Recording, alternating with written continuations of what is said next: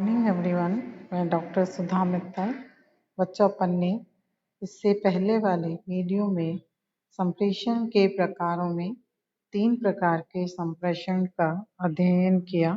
किस आधार पर संप्रेषण के विभिन्न प्रकार होते हैं। तो उसमें अपन ने संदेशों की प्रकृति के आधार पर, संदेशों के क्षेत्र के आधार पर और संदेशों के आधार पर विभिन्न प्रकार के संप्रेषण देखे। अब इसके बाद नेक्स्ट आज अपन अध्ययन करेंगे संदेशों के प्रवाह के आधार पर इनके प्रकार। On the basis of flow messages, संदेशों के प्रवाह के आधार पर विभिन्न प्रकार के संप्रेषण होते हैं, जिसमें पहला है अधोगामी संप्रेषण, डाउनवर्ड कम्युनिकेशन। अधोगामी संप्रेषण का अर्थ ऐसी संप्रेषण व्यवस्था से है जिसमें संदेश का प्रेषण ऊपर से नीचे अर्थात उच्च अधिकारियों से अधीनस्थों की ओर किया जाता है। इस संप्रेषण व्यवस्था का उपयोग उस समय किया जाता है जबकि उच्च अधिकारियों को अपने अधीन कर्मचारियों को आदेश, निर्देश, सूचना, परिपत्र अथवा जानकारी देना होता है। इसे कर्मचारी संप्रेषण एवं आदेशात्मक संप्रेषण भी कहते हैं। अधोगामी संप्रेषण को इस जैसे ये जो डायग्राम है इससे हम देख सकते हैं। इसमें ऊपर से नीचे की ओर विभिन्न प्रकार से आदेश निर्देश जारी होते हैं। संचालक मंडल प्रबंध संचालक को, प्रबंध संचालक विभागीय प्रबंधकों को और विभागीय प्रबंधक पर्यवेक्षक एवं पर्यवेक्षक के द्वारा कर्मचारियों को आदेश निर्देश जारी किए जाते हैं। इस प्रकार से अधोगामी संप्रेषण में ये संदेश होते हैं एवं कार्य क्रियाओं के संबंध में दायित्व निष्पादन के बारे में प्रतिपुष्टि, अधीनस्थों से कार्य संबंधी प्रश्न विषयों के बारे में सूचना, संगठन की प्रगति एवं भावी कार्यक्रम के बारे में असामान्य सूचना आदि होते हैं। अधोगामी संप्रेषण के कुछ लाभ हम देख सकते हैं। इसमें केवल उच्च अधिकारियों को ही आदेश देने का अधिकार होता है, इसलिए इसमें दोहरेपन का अभाव होता है। उच्च अधिकारियों की तत्परता एवं विवेक से निर्णय लिया जाना संभव है। इसमें शीघ्र निर्णय लिया जा सकता है क्योंकि अधीनस्थों की कोई भागीदारी नहीं होती है। कार्यों का निष्पादन शीघ्रता से हो जाता है। कर्मचारी आदेशों का तुरंत पालन करते हैं क्योंकि उन्हें अपने विचार एवं सुझाव भेजने की कोई आवश्यकता नहीं होती है। लेकिन अधोगामी संप्रेषण की कुछ हानियां भी हैं। इसमें संदेश का मार्ग में विकृत होने या खोने का भय रहता है। इसमें अनावश्यक देरी लगती है क्योंकि संदेश विभिन्न स्तरों से होता हुआ कर्मचारी तक पहुंचता है। इसी प्रकार से इसमें नियोक्ता, अधिकारी या कर्मचारियों के मध्य अच्छा संबंध नहीं होता है क्योंकि एक और तो कर्मचारियों को सलाह एवं सुझाव नहीं लिए जाते हैं, तो दूसरी ओर उन्हें महत्वपूर्ण सूचनाएं भी नहीं दी जाती हैं। इसमें कर्मचारियों में हीन भावना आ जाती है और कर्मचारियों का मनोबल और उनकी कार्य क्षमता में गिरावट आ जाती है। तो इस प्रकार से अधोगामी संप्रेषण के अंतर्गत कुछ इस प्रकार के दोष भी हम देख सकते हैं। सेकंड इसका जो टाइप है वो है ऊर्ध्वगामी संप्रेषण, अपवर्ड कम्युनिकेशन। ऊर्ध्वगामी या उच्चगामी संप्रेषण का आशय ऐसे संदेश के प्रेषण से है जो अधीनस्थों द्वारा उच्च अधिकारियों को किया जाता है। अन्य शब्दों में केवल उच्च अधिकारियों द्वारा ही आदेश निर्देश का संप्रेषण कर्मचारियों को नहीं होता है, अपितु कर्मचारियों द्वारा भी संदेश का प्रवाह ऊपर की ओर अर्थात उच्च अधिकारियों को किया जाता है। इसलिए इसे ऊर्ध्वगामी संप्रेषण कहते हैं। इस प्रकार के संप्रेषण में कर्मचारियों द्वारा लिखित में निवेदन, सुझाव, शिकायत, प्रतिवेदन, आपत्तियों आदि का संप्रेषण किया जा सकता है। ऊर्ध्वगामी संप्रेषण में प्राय ये संदेश हो सकते हैं जैसे आदेश निर्देशों पर आपत्तियां हो, कार्य संबंधी कोई कठिनाइयां या शिकायतें हैं, कर्मचारियों की कुछ व्यक्तिगत प्रॉब्लम्स हैं, कर्मचारियों के कार्य प्रतिवेदन है, कार्य की नीतियों की कुछ यदि आलोचनाएं तथा सुझाव हैं, अधीनस्थों की प्रतिक्रियाएं और कर्मचारियों के विचार मत आदि हो सकते हैं। ऊर्ध्वगामी संप्रेषण लिखित एवं मौखिक किसी भी प्रकार का हो सकता है। स्वयं कर्मचारियों द्वारा ऊपर के अधिकारियों को सूचना देना, सभाओं, सम्मेलनों, संयुक्त परामर्शों आदि के समय वार्तालाप, विचार विनिमय, सुझाव प्रणाली, श्रम संघों का प्रकाशन, प्रतिवेदन एवं तापन आदि ऊर्ध्वगामी संप्रेषण के साधन हैं। ऊर्ध्वगामी संप्रेषण के हम कुछ लाभ देख सकते हैं। इसमें अधिकारी कर्मचारियों या अधीनस्थों के सुझाव से लाभ उठाते हैं क्योंकि वे वास्तविक कार्य के नजदीक होते हैं। यह अच्छे एवं मधुर मानवीय संबंध स्थापित करने में सफल है।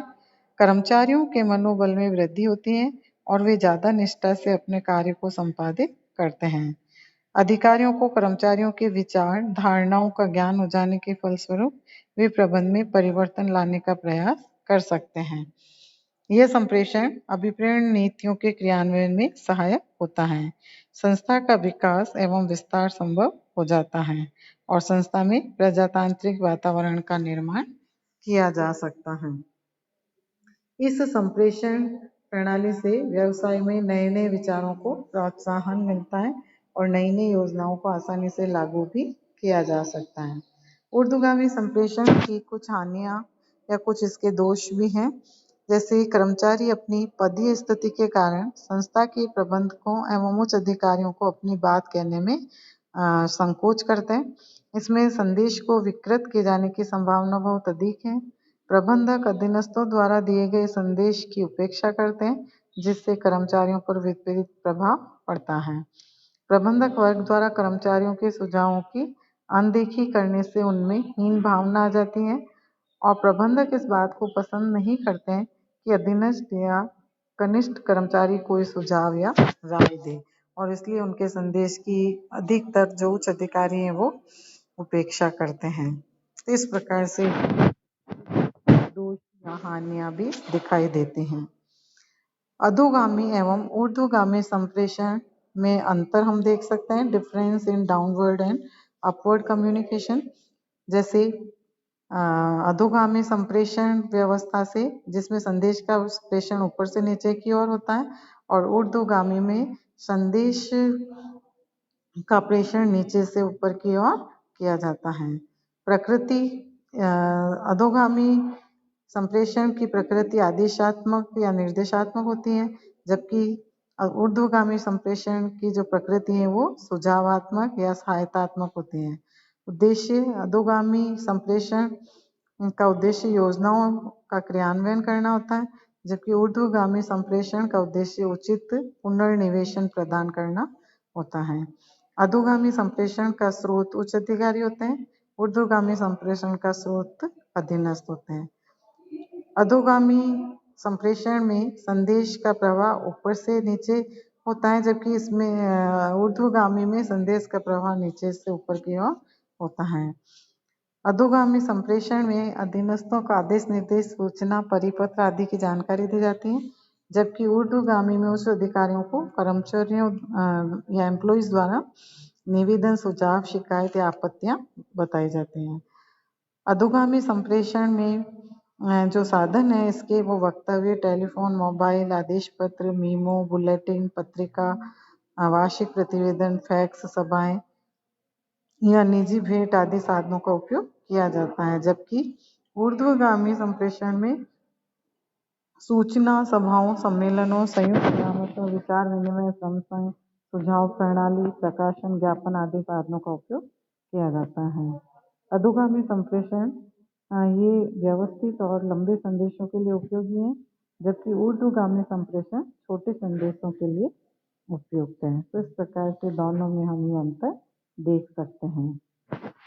तीसरा जो इसका प्रकार है वो है समतल संप्रेषण, हॉरिजॉन्टल कम्युनिकेशन। अधोगामी, ऊर्ध्वगामी और तीसरा समतल। समतल या क्षेत्रीय या पार्श्विक संप्रेषण लेटरल कम्युनिकेशन वह संप्रेषण है जो कि संगठन के समान स्तरीय अधिकारियों या कर्मचारियों या विभागाध्यक्षों के मध्य सूचनाओं एवं विचारों को आदान प्रदान करता है। मैसी ने कहा, समतल संप्रेषण वह है जिसके द्वारा एक संगठन के समान स्तर के प्रबंधक या कर्मचारी अपने कार्यों में बिना अपने उच्च अधिकारियों के समन्वय स्थापित करते हैं और इस प्रकार के संप्रेषण का उद्देश्य विभिन्न कार्यों, विभागों अथवा योजनाओं में सामंजस्य स्थापित करने का होता है। समतल संप्रेषण को हम एक डायग्राम से भी देख सकते हैं। इसमें समान स्तर पर काम करने वाला जितने भी विभागीय प्रबंधक है आपस में विभिन्न प्रकार के संपर्क स्थापित करते हैं और अपनी अपनी क्रियाओं को, कार्यों को इम्प्लीमेंट करते हैं। समतल संप्रेषण के कुछ लाभ या गुण है। संस्था के अधिकारियों, कर्मचारियों और विभागों में समतल संप्रेषण होने के फलस्वरूप सहज में समन्वय स्थापित हो जाता है। इसमें अंतर विभागीय समस्याओं का शीघ्र निपटारा हो जाता है क्योंकि इसमें समान स्तर के अधिकारी पारस्परिक वार्तालाप द्वारा एक दूसरे दृष्टिकोण को समझकर पारस्परिक समायोजन करते हैं। इसमें समय की बचत होती है क्योंकि किसी को माध्यम बनाने की आवश्यकता नहीं होती है। इसमें भ्रम एवं संदेह उत्पन्न नहीं होता है। यदि हो भी जाते हैं तो पारस्परिक वार्तालाप द्वारा भ्रम का शीघ्र निवारण किया जा सकता है। सभी पक्षकारों में ज्ञान में वृद्धि होती है। इसके कुछ दोष भी हैं, डिसएडवांटेज। इसमें अभिप्रेरणा का अभाव पाया जाता है। इसमें सभी पक्षकारों का समान स्तर होते हुए भी अधिकारियों के दृष्टिकोण में पर्याप्त अंतर हो सकता है। इससे निर्णय लेने में कठिनाई आती है। आपसी मनमुटाव के कारण संस्था में कई बार दूषित वातावरण की संभावना बनी रहती है और निर्णयों को कुशलता पर संदेह हो सकते हैं। तो इस प्रकार से इसमें कुछ इस तरह के डिमेरिट्स भी देख सकते हैं। चौथा इसका प्रकार है फोर्थ, विकर्णीय संप्रेषण, डायगोनल कम्युनिकेशन। जब विचारों, तथ्यों एवं सूचनाओं का आदान प्रदान विभिन्न स्तरों पर कार्य करने वाले व्यक्तियों के मध्य होता है जिसमें प्रत्यक्ष रिपोर्टिंग संबंध विद्यमान नहीं होते हैं, तो ऐसे संप्रेषण को विकर्णीय संप्रेषण कहते हैं। जैसे विपणन प्रबंधक एवं वित्त विभाग के लेखाकार के बीच होने वाला संप्रेषण। विकर्णीय संप्रेषण को जैसे कि हम इस डायग्राम में देख रहे हैं कि विकर्णीय संप्रेषण में अनौपचारिक बैठकें, भोजन या अवकाश बैठकें और औपचारिक सभाओं आदि माध्यमों का उपयोग किया जाता है। विकर्णीय संप्रेषण के कुछ लाभ भी हैं। संस्था के विभिन्न विभागों एवं सरल समन्वय स्थापित किया जा सकता है। विकर्णीय संप्रेषण एक व्यवहारिक काम है। विकर्णीय संप्रेषण में किसी संकल्प प्रस्तुत करता है। ये कर्मचारियों श्रमिकों के मनोबल में वृद्धि होती है और इसमें अधिकारियों और कर्मचारियों का दृष्टिकोण व्यापक बनता है क्योंकि इनमें सभी विभागों एवं शासन संस्था की जानकारी मिल जाती है।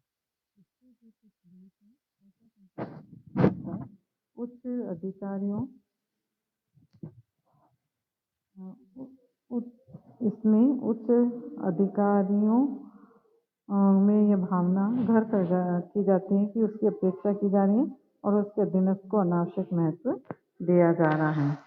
उच्च अधिकारी से परामर्श नहीं दिए जाने की स्थिति में वह सुझावों को स्वीकार करने से इनकार कर सकता है। इसमें संगठन के अधिकार एवं उत्तरदायित्व की पदीय स्थिति की उपेक्षा होती है और इसमें संस्था में आंतरिक अव्यवस्था बनी है। सीमित दोष भी हम इसमें देख सकते हैं। तो ये विभिन्न प्रकार के प्रकार जो कि संप्रेषण के संदेशों के प्रवाह के आधार पर हम देख सकते हैं। इसके बाद नेक्स्ट जो इसके प्रकार हैं वो हैं on the basis of media और मैसेजेस, संदेशों के माध्यमों के आधार पर। इसको हम नेक्स्ट वीडियो में करेंगे। थैंक यू बच्चों।